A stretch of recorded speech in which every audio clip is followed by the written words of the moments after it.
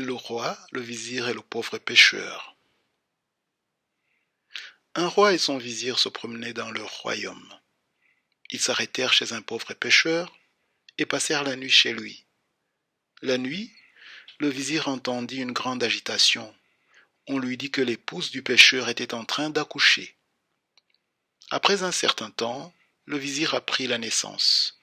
Il vit alors une lumière éclatante et entendit les anges dire que le nouveau-né serait roi sur terre. Il réveilla le roi, lui fit part de ce qu'il avait entendu et lui dit « Il faut que nous nous débarrassions de cet enfant ». Le vizir proposa alors au pêcheur d'acheter l'enfant contre 1 000 000 de livres. Le pêcheur accepta. Le vizir prit l'enfant et le jeta dans la mer. Il fut avalé par un gros poisson. Un pêcheur pêcha le gros poisson et le mit en vente. Ce fut le père de l'enfant qui l'acheta. Il ouvrit le ventre du poisson et y trouva son enfant. Quelque temps plus tard, le roi et le vizir revinrent chez le pêcheur afin de savoir ce qu'il était devenu. Ils furent étonnés de revoir l'enfant devenu jeune homme.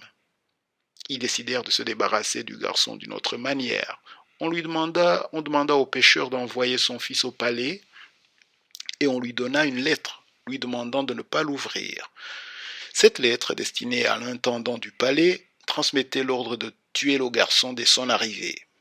Arrivé aux abords du palais, le garçon se sentit fatigué et dormit. Alors qu'il était endormi, la fille du roi le vit, ainsi que la lettre. Elle envoya sa servante chercher la lettre sans réveiller le garçon. Quand elle eut lu la lettre, elle prit peur. Elle la déchira et la remplaça par une autre, où il était écrit « Si le messager arrive, tu le proclameras roi et tu lui accorderas la main de ma fille. » Aussitôt lu, aussitôt fait. De retour au palais, le roi apprit ce qui s'était passé. Il céda le trône à son nouveau gendre, tout en disant que c'était la volonté de Dieu. Puis il condamna à mort son dangereux vizir.